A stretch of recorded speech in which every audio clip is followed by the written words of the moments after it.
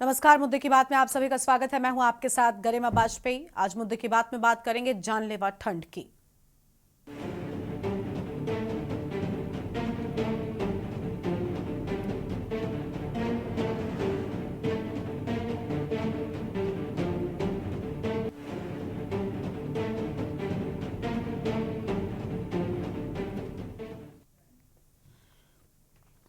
दिन बीतने के साथ ही पारा लुढ़कने से मौसम के मिजाज तल्ख होते जा रहे हैं। जबरदस्त ठंड अब जानलेवा साबित होने लगी है। मौसम वैज्ञानिकों ने यूपी के तकरीबन 60 जिलों में कोहरे का प्रकोप जारी रखने की चेतावनी दी है। इसमें लखनऊ, प्रयागराज, बुलंदशहर, कानपुर, नोएडा, बरेली सहित जिलों के 3 लोगों की मौत हो चुकी है। साथ ही लगातार बढ़ते जा रहे कोहरे के प्रकोप से दुर्घटनाओं की आशंका बनी रहती है।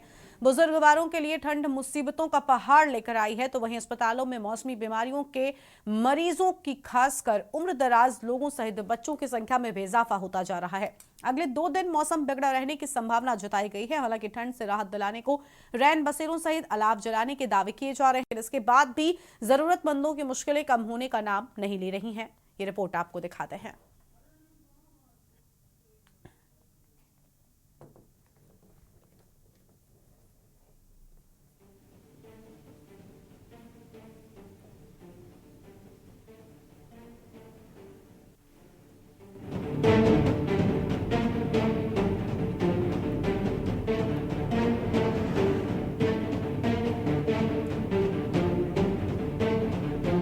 वैसे सर्दियों को हेल्दी सीजन कहा जाता है, लेकिन तनावपूर्ण व्यस्त जीवन शैली के बीच बढ़ती उम्र में इम्यून सिस्टम गड़बड़ाता है। इसलिए सर्दियां शुरू होने के साथ हृदय व श्वास संबंधी रोगियों की मुश्किलें बढ़ती हैं। बढ़ती महंगाई और कम होते आमदनी के साधन विपरीत मौसम को अधिक दुश्वारियां खड़ी करते हैं। यही कारण है कि सर्दियों की शुरुआत के साथ प्रदेश के महोबा सहित 3 जिलों में मृत मिले लोगों की ठंड से मौत होने का दावा किया जा रहा है। हालांकि प्रशासनिक व स्वास्थ्य महकमा ठंड से मौत होने की पुष्टि नहीं करता है। इसके बावजूद हर साल ठंड के मौसम में शमशान घाटों सहित कब्रिस्तानों में पहुंचने वाले शवों की संख्या बढ़ जाती है। ठंड में सोते समय शरीर का खून अपेक्षाकृत गाढ़ा हो जाता है, इसलिए सुबह नींद खुलने पर अधिक उम्र के लोगों को तुरंत उठने से बचना चाहिए। नींद खुलने के बाद 20 से 25 मिनट लेटे रहने के बाद ही उठकर बैठना चाहिए, जिससे दिल को आवश्यकता अनुसार रक्त प्राप्त होता रहे। इसके अलावा बंद कमरों से अचानक खुले में नहीं जाना चाहिए। साथ ही शरीर सहित कान, हाथ और पैर के पंजों को ढक कर रखना चाहिए। इसी तरह बच्चों को भी सर्दी से बचाकर रखना चाहिए। हालांकि अभाव में जी रही बड़ी आबादी के लिए एहतियात बरतना संभव नहीं रहता है। रोज कमाने खाने वाले परिवारों के पुरुषों महिलाओं को जीविकोपार्जन के लिए खटना पड़ता है। होटल, ढाबों सहित घरों की काम वालियां आखिर कैसे और कितने दिन घरों में बैठ सकते हैं? वह घरों की दहलीज नहीं लांघेंगी तो लंघनों के प्राणलेवा साबित होने की आशंका गहराएगी। शासन प्रशासन को सर्दी से राहत दिलाने के मजबूत प्रबंध करने चाहिए। साथ ही समाज सेवी संस्थाओं को आगे आकर गरीबों के पेट भरने सहित गर्म कपड़े उपलब्ध कराने को हाथ आगे बढ़ाने चाहिए। वैसे जीवन बहुमूल्य है, इसलिए सभी को एहतियात बरतते हुए इस विपरीत मौसम को सकुशल बिताने पर जोर देना चाहिए। स्पेशल डेस्क के न्यूज़ इंडिया।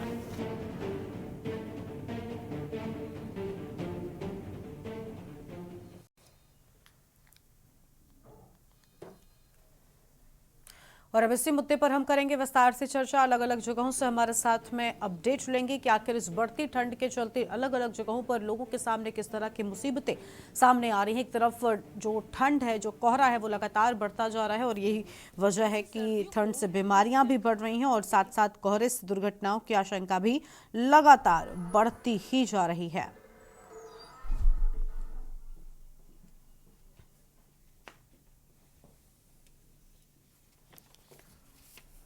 और हमारे साथ हमारे संवाददाता जुड़ रहे हैं अलग अलग जगहों से। सबसे पहले मधुर दरबारी प्रयागराज से हमारे साथ में जुड़े हुए हैं। अविनाश लखनऊ से हमारे साथ में जुड़े हुए हैं। सबसे पहले मधुर का रुख कर लेंगे। प्रयागराज से मधुर, लगातार ठंड बढ़ रही है। एक तरफ प्रयागराज में महाकुंभ को लेकर तैयारियां बहुत तेजी के साथ में हो रही हैं और भीड़ जो है वो अभी से देखने को मिल रही है क्योंकि कई लोगों का प्रवेश भी हो चुका है। तो ऐसे में क्या नज़ारा देखने को मिल रहा है, बढ़ती ठंड के कितने इंतजाम हैं, और क्योंकि कोहरा भी अलग अलग जगहों पर देखा गया है तो इसके चलते दुर्घटनाओं की आशंका बढ़ जाती है। क्या उस लिहाज से भी वाहनों की रफ्तार पर कोई असर पड़ा है? जी जी, मैं आपको बता दूं कि 31 दिसंबर है और ये जो पुराना साल ये जा रहा है, लेकिन वो जाड़े की ठंडक की जो दस्तक दे के जा रहा है, वो कह के जा रहा है कि अब जो नया वर्ष आने वाला है उसमें जो है जो ठंड है वो अपना सितम ढाने वाली है और उसकी शुरुआत यहाँ पे हो चुकी है। और उसकी आहट, जो ठंड की आहट है, वो यहाँ पे अच्छी खासी दिखाई पड़ रही है और महसूस भी की जा रही है। प्रयागराज हो चाहे और पूरा उत्तर प्रदेश हो या नॉर्थ इंडिया हो, सब जगह इसको महसूस किया जा रहा है। तो मैं आपको बता दूं कि प्रयागराज की जो पोजीशन है वो अभी यहाँ पे जो बर्फबारी हुई है, मतलब पूरे पहाड़ी इलाके में जो बर्फबारियां हुई है, उसके अलावा बर्फबारी के साथ साथ यहाँ पे अभी 2-3 दिन पहले बूंदाबांदी हुई है। बूंदाबांदी क्या, रात में अच्छी खासी पानी भी बरसा था यहाँ पे और उसके बाद पछुआ पवन यहाँ पे चल रही है। तो पछुआ पवन करीब 20 से 25 किलोमीटर की रफ्तार से चल रही है। इसकी वजह से पूरे जो मौसम का जो पूरा मिजाज था वो पूरी तरह से चेंज हो गया है और मौसम ने पूरी तरह से करवट बदल ली। मैं आपको बता दूं कि एक हफ्ते पहले तक यहाँ पे मौसम काफी सामान्य था और ऐसे कोई पोजिशन नहीं थी कि यहाँ कोई ठंड जैसा कुछ महसूस हो रहा हो। जो 31 दिसंबर आने वाला था, दिसंबर का महीना 15 दिसंबर जो कंप्लीट हो चुका था, तो ऐसा कुछ नहीं लग रहा था कि यहाँ पे बहुत ज्यादा ठंड है। हाँ, ये मैं आपको बता दूं कि 15 दिसंबर के आसपास जो ठंड थी वहां पे लग रहा था कि ठंड पड़ेगी, लेकिन फिर बीच में जो है बिल्कुल से वो सपाट हो गया था और उसमें वहां पे कोई ऐसा ठंड जैसा माहौल नहीं दिखाई पड़ा था। लेकिन जैसे मैंने आपको बताया कि 2-3 रीजन निकल कर सामने आया जिसके वजह से जो है यहाँ पे ठंड जो है एक बार फिर से करवट बदल रही है और यहाँ पे ठंड जो है महसूस की जा रही है। और उसके साथ साथ मैं आपको बता दूं कि जहाँ जो रैन बसेरे बन रहे हैं, वो रैन बसेरे यहाँ पे करीब 30, आपको बता दूं 32 रैन बसेरे यहाँ पे अस्थायी बनाए गए हैं, जो कि रात में अस्थायी रैन बसेरों में करीब 27 रैन बसेरे ऐसे हैं जो कि पुरुषों के लिए हैं और करीब 5 ऐसे हैं जो महिलाओं के लिए हैं। तो पुरुषों वाले में करीब 20 की स्ट्रेंथ है, जिसमें करीब 20 जो है बेड की व्यवस्था, ये कह लीजिए कि उन्होंने ग्राउंड लेवल पे जो गद्दे बिछा करके, रजाई बिछा कर करीब 20 लोगों की यहाँ पे व्यवस्था की है, जिसमें, और पुरुषों की मैं बता रहा हूँ, महिलाओं की जहां तक बात है वहां पे करीब 10 की व्यवस्था है। लेकिन उन्होंने कुछ इस तरह की व्यवस्था की है कि अगर 2, 4, 5, 10 लोग और बढ़ भी जाए, चाहे वो पुरुष हो चाहे महिलाएं हो, तो उनको एडजस्ट किया जा सके। और उसके साथ साथ रजाई का, गद्दों का, सबका यहाँ पे प्रबंध किया गया है। तो उसको देख करके देखा जाए तो यहाँ पे तैयारी काफी चौक चौबंद है। उसके साथ साथ वहाँ पे अलाव की व्यवस्था की गई है कि रात में जब लोग 9 बजे 10 बजे रैन बसेरों में जाते हैं तो वहाँ पे अलाव की अच्छी खासी व्यवस्था है। लोग उसको अलाव को जलाते हैं, उससे जो अपनी ठंड को बचा रहे हैं। लेकिन फिर भी जैसे मैंने आपको बताया कि ठंड अपनी सतम खा रही है। और क्योंकि जैसे कि यहाँ पे मैंने आपको बताया कि पछुआ पवनें भी चल रही हैं, उसके साथ साथ बरसात जो हुई है अभी 2-3 दिन पहले जो बरसात हुई, उससे जो है काफी मौसम में प्रयागराज के जो असर पड़ा है और ठंड जो एक बार फिर से बढ़ी है और करीब 6 से 7 डिग्री जो पारा जो है वो लुढ़क गया है, चाहे वो दिन का हो चाहे रात का, करीब 2 से 3 डिग्री जो है रात में लुढ़का है। इसके साथ साथ इसी को देखते हुए प्रशासन ने एहतियात बरतते हुए स्कूल कॉलेज को भी बंद कर दिया है। अभी फिलहाल 2 जनवरी तक का जो है अल्टीमेटम है, उस हिसाब से उसको 2 जनवरी तक का जो है अलर्ट दिया गया है और इसको बंद किया गया है। लेकिन ऐसा लग रहा है कि जो हालात अगर चल रहे हैं, इसी तरह के हालात चलते रहे, जैसे मैंने आपको बताया कि जाड़े ने अब दस्तक दे दी, ठंड ने दस्तक दे दी है और नया साल भी कल से शुरू होने वाला है। अगर वो ठंड और सितम ढाती है और आगे बढ़ती है तो नो डाउट जो प्रशासन है वो इसको 2 तारीख को और एक्सटेंड कर सकता है, इसको और आगे भी लेके बढ़ा के लेके जा सकता है। और उसके साथ साथ मैं आपको बता दूं कि प्रयागराज के अंदर 3 तरह के लोग खास तौर से ठंड का जो शिकार हो रहे हैं। सबसे पहले स्थानीय वो लोग हैं जिनके पास कोई घरौंदा नहीं है, जिसके पास कोई रास्ता नहीं है, जो घर में रह रहे हैं, या आज बहुत से ऐसे हमारे साथ पुलिस कांस्टेबल वगैरह जो बाहर से आए हुए हैं, वो भी बेचारे शिविरों में रहने को मजबूर हैं। और वो बिल्कुल, यानी तैयारियां पूरी हैं, इंतजाम भले ही पूरे हों, लेकिन इस बढ़ती ठंड के चलते कहीं ना कहीं कई लोगों के सामने परेशानियां भी निकलकर सामने आ रही हैं। लखनऊ से अविनाश का रुख करेंगे। अब अविनाश, लखनऊ की हम बात करें तो लगातार बढ़ रही ठंड लोगों के लिए जानलेवा साबित हो रही है।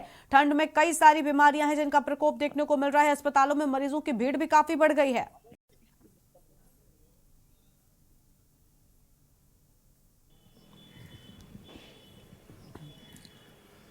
जी बिल्कुल गरिमा, देखिए जिस तरीके से पहाड़ी क्षेत्रों में जिस तरीके से बर्फबारी हुई, उसके बाद पूरे उत्तर प्रदेश में तमाम ऐसे 50 जनपद है जहां पर जो है मौसम विभाग ने कहीं ना कहीं कूल घोषित किया है। साफ तौर पर जिस तरीके से कल देर शाम जो है बूंदाबांदी हुई, उसके बाद में कड़ाके की ठंड ने कहीं ना कहीं दस्तक दी है। आज 31 है, जिस तरीके से जो है पूरे साल का जो है खत्म होने को है दिसंबर माह, उससे पहले जिस तरीके से 31 के दिन जिस तरीके से देर शाम कह सकते हैं, जिस तरीके से बूंदाबांदी के बाद जो है कड़ाके की ठंड ने कहीं ना कहीं दस्तक दी है। और मौसम विभाग की अगर बात करें तो जो है जो अधिकतम जो पारा कहीं ना कहीं 6 से 7 डिग्री तक लुढ़का था, वो कहीं ना कहीं अनुमान लगाया जा रहा है कि पिछले 2 दिनों तक ये पारा कहीं ना कहीं जो है 5 डिग्री तक कहीं ना कहीं पहुंच सकता है। साफ तौर पर बड़ी संख्या में जिस तरीके से नगर निगम की अगर बात करें तो वहाँ पर अनेक महानगर के जो क्षेत्र हैं वहाँ पर अलाव की व्यवस्था जो है कराने के लिए कहीं ना कहीं नगर निगम के द्वारा प्रयास किया जा रहा है। लखनऊ के तमाम ऐसे इलाके हैं जहाँ पर जो है स्थायी और अस्थायी जो है रैन बसेरे कहीं ना कहीं हर साल की तरह इस बार भी बनाए गए, लेकिन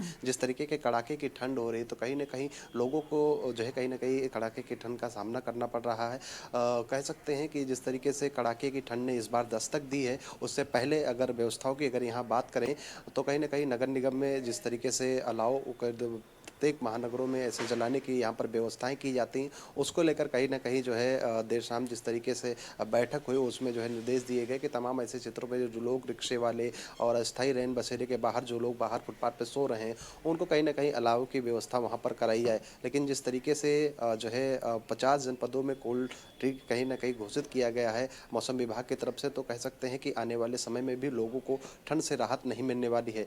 लेकिन जिस तरीके से लगातार जो है जो तापमान है कहीं ना कहीं लुढ़क जा रहा है, आने वाले समय में भी माना यही जा रहा है कि अभी कुछ दिनों तक लोगों को इससे राहत नहीं मिलनी है। इसको देखते हुए उत्तर प्रदेश की अगर बात करें तो जिला प्रशासन ने जो है 15 दिन की जो है 8वीं के जो स्कूल के जो छात्र हैं छुट्टी भी घोषित कर दी है कहीं ना कहीं जिस ठीक है। तरीके से ठंड के कारण। अब जिस तरीके से साफ तौर पर बड़ी संख्या में लोग यहाँ पर घर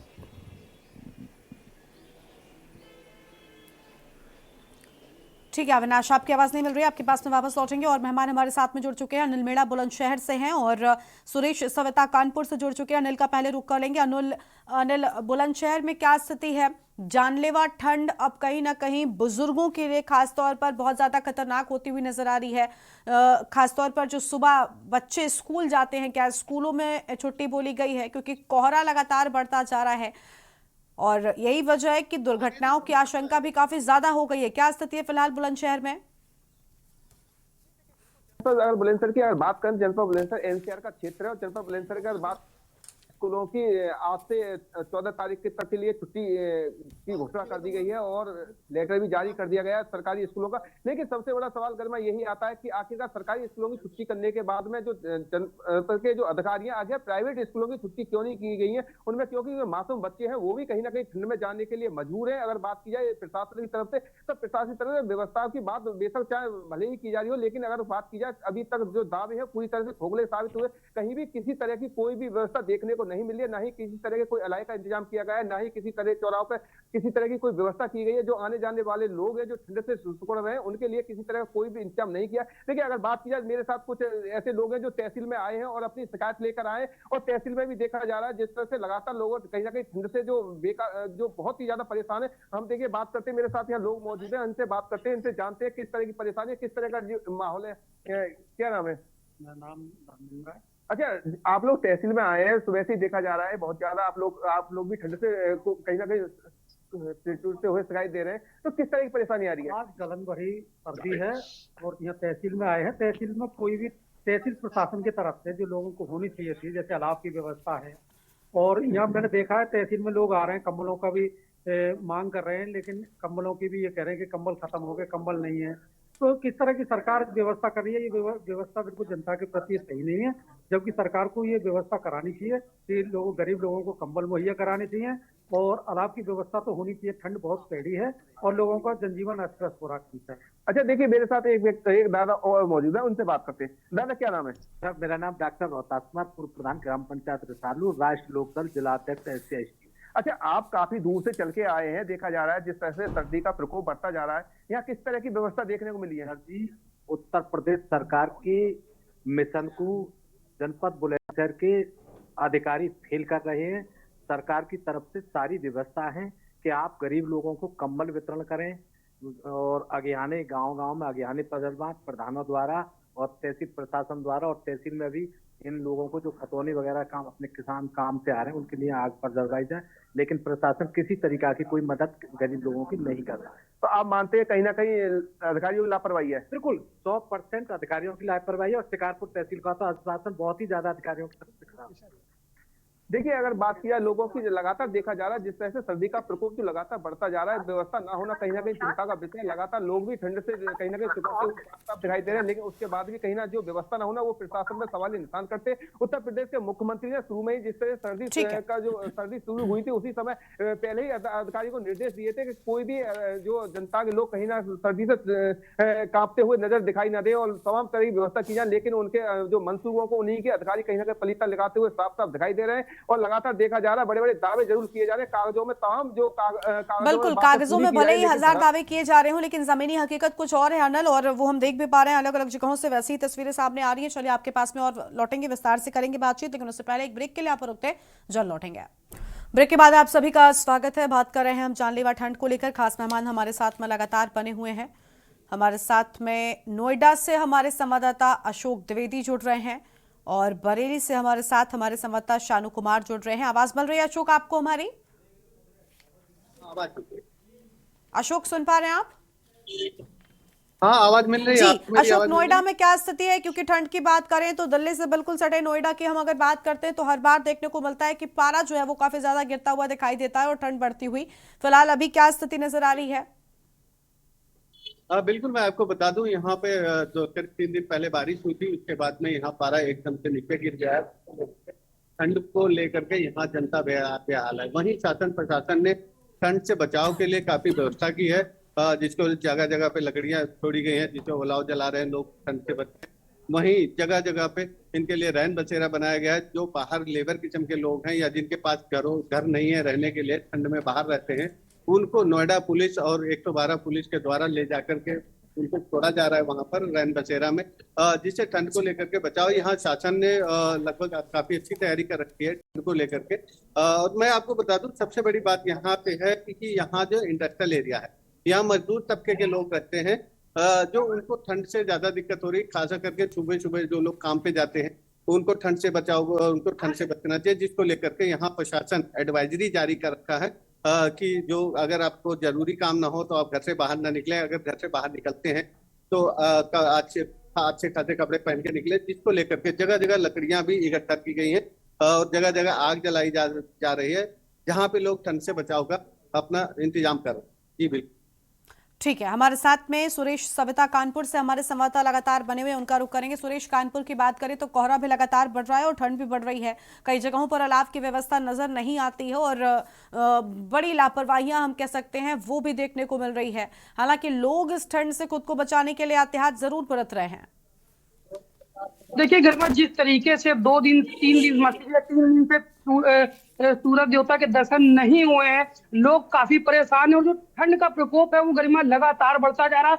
सबसे पहले मैं कैमरा पर्सन से कहना चाहूंगा आपको, जिस तरीके से आपने बताया कि जो लकड़ियों की व्यवस्था नहीं हो पा रही, देखिए हम अपने कैमरा पर्सन से कहना चाहेंगे बार ये दिखा दे कि किस तरीके से लोग यहाँ देखिए गरिमा कूड़ा जलाकर ताप रहे हैं और कहीं ना कहीं देखिए जानवर भी इस आग की सेक से अपनी जान बचाने का प्रयास कर रहे हैं। कैमरा पर्सन बस यही से दिखा दे, देखिए किस तरीके से लोग ये गरिमा कूड़ा जला रहे हैं, कूड़ा जलाने को लोग मजबूर है। नगर निगम की लापरवाही बिल्कुल सामने आपके मौजूद है। क्यों? क्योंकि यहाँ पर हमने कल भी बात की थी, लोगों ने बताया था यहाँ पर लकड़ी कभी आती ही नहीं है। हाँ, अगर हम लोग कागजों की बात करें गरिमा, तो कागजों में पूरी तरीके से खाना पूर्ति लकड़ियां हर जगह पहुंच गई हैं।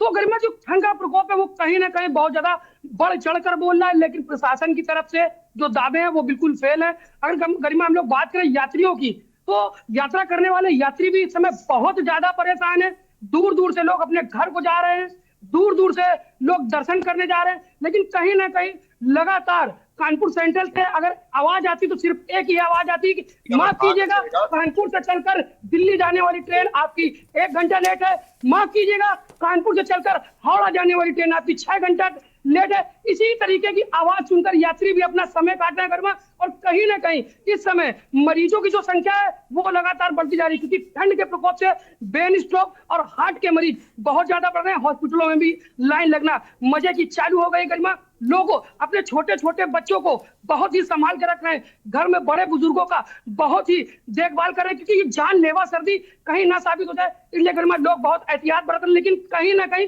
जो प्रशासन की लापरवाही है वो सामने है। अभी तक कई ऐसे क्षेत्र और चौराहे हैं जहां पर लकड़ियों की व्यवस्था नहीं की गई है, लोग कूड़ा जला रहे हैं, लोग कूड़े से अपनी जो सर्दी है उसको बुझा रहे गरिमा। तो कहीं ना कहीं प्रशासन को ये देखना चाहिए कि ये किस तरीके का भेदभाव कर रहे हैं, क्योंकि कई चौराहों पर देखा गया है कि लकड़ियों की भरपूर व्यवस्था है, लेकिन कई ऐसे चौराहे हैं जहां पर रोज लाखों लोगों का आना जाना, लेकिन वहां पर अभी तक लकड़ी का एक ढेका गरिमा नहीं बेचा गया। तो यहाँ पर नगर निगम क्या कर रहा है, क्यों कुंभकर्णी नींद सोया हुआ? बिल्कुल, ये अपने आप में बड़ी बात है। है। अलग अलग जगहों पर लापरवाही है, बढ़ती ठंड लोगों के लिए जानलेवा साबित हो रही है, लेकिन इंतजाम जो है वो नाकाफी दिखाई दे रहे हैं। शानू कुमार हमारे साथ में बरेली से जुड़े हुए हैं, अब उनका रुख कर लेते हैं। शानू, बरेली में क्या स्थितियां हैं? कोहरे का अलर्ट भी जारी कर दिया गया है, बढ़ती ठंड के चलते भी अब मौसम विभाग की ओर से अलग अलग अलर्ट सामने आ रहे हैं।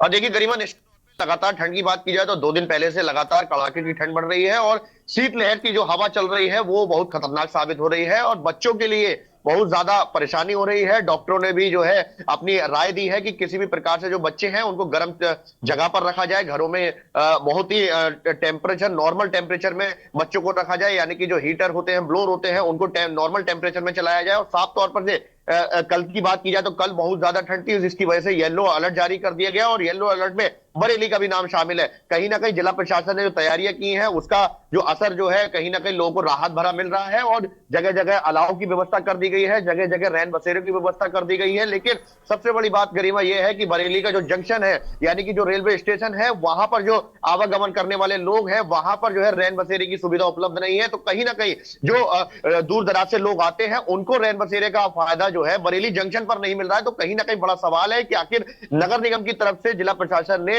रैन बसेरा या फिर शेल्टर होम को क्यों नहीं करवाया गया। ये बड़ी अव्यवस्था है। लेकिन ठंड की वजह से जो है लगातार लोगों को सांस की परेशानी हो रही है। जो लोग मोटर बाइक का इस्तेमाल करते हैं उनको सांस की दिक्कत हो रही है। तो जो डॉक्टरों की राय है, जो विशेषज्ञ हैं, वो साफ तौर पर से कह रहे हैं कि अपने आप को ढक करके रखें, प्रॉपर तरीके से हेलमेट का और जो गर्म चीजें हैं, ऊनी कपड़े हैं, उनका प्रयोग करें। तो कहीं ना कहीं गरिमा ठंड की वजह से जो है लगातार लोगों को दिक्कतों का सामना उठाना पड़ रहा है। लेकिन जो कल के मुताबिक ठंड की बात की है तो आज कहीं ना कहीं बरेली में उसका असर जो है कहीं ना कहीं गिरता हुआ नजर आ रहा है। जो ठंड है उसमें गलन तो जरूर है, लेकिन कहीं ना कहीं बड़ी बात यह है कि जो हवा थी, जो कल जो हवा चल रही थी, उसमें काफी राहत है। तो गरिमा, आने वाले समय में जो मौसम वैज्ञानिक हैं उनका साफ तौर पर से कहना है कि आने वाले समय में टेम्परेचर की जो गिरावट है वो लगातार बढ़ती जाएगी और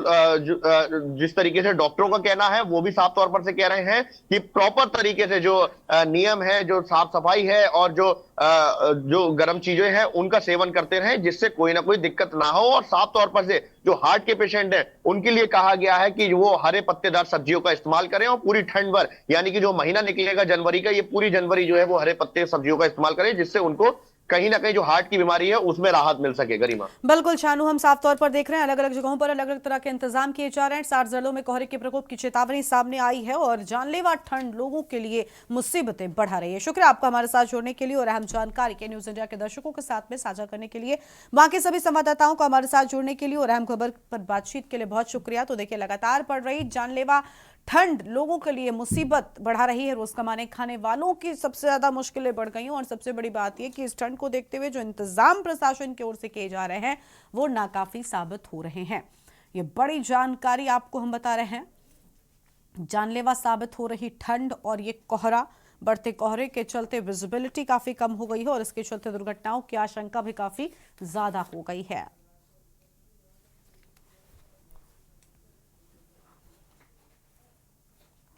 बहुत शुक्रिया आप सभी संवाददाताओं का हमारे साथ जुड़ने के लिए। तो इस कार्यक्रम में फिलहाल इतना ही।